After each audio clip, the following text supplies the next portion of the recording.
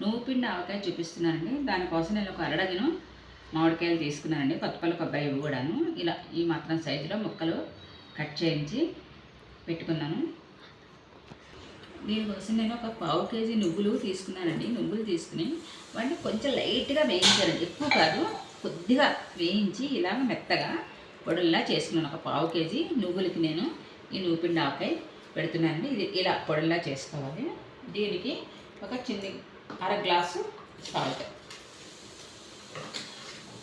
ఈ గ్లాస్ కొలతతో అర glass salt, అలాగే ఒక పావు కేజీ కారం. అన్నీ సమానమైన కొలతలేనండి, తేడాలు ఏమీ అవసరం లేదు. ఇలా ఒక పావు కేజీ కారం, ఇవన్నీ ఇలాగ బాగా కలిపేసుకోవాలి. కాసిన మెంతులు, ఈ మాత్రం మెంతులు, ఇవి బాగా ఇలాగ కలిపేసుకోవాలండి. ముందర నువ్వుపిండి ఆవకాయ కూడా కమ్మగా ఉంటుందండి, బాగుంటుంది. ఇది కూడా నిలవ ఉంటుంది. మనం ఏ ఊరగాయలైనానండి తడిచే తగలకుండా జాగ్రత్తగా పెట్టుకున్నామంటే ఎన్ని రోజులైనా పాడవకుండా ఉంటాయండి. ఒకటే ఆవకాయ కాకుండా పిల్లలకు కూడా మనం ఈ రకరకాల ఆవకాయలన్నీ మనం టేస్ట్ చూపించవచ్చు. అందుకోసం నేను కొద్ది కొద్దిగా అన్ని రకాలు పెడుతున్నాను.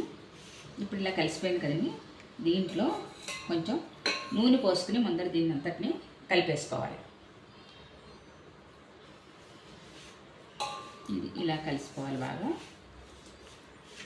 ఇప్పుడు మనం ముక్కలు వేసుకుని కలిపేసుకుందాం.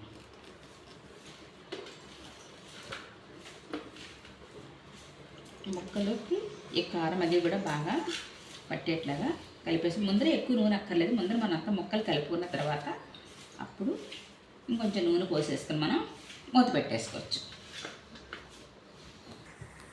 ఇలా కొంచెం నూనె పోసేసుకునండి మనం కలిపేసుకుని ఒక డబ్బాలో పెట్టేసుకోవటమే. కమ్మటి నువ్వుపిండి ఆవకాయ రెడీ అయిపోయిందండి.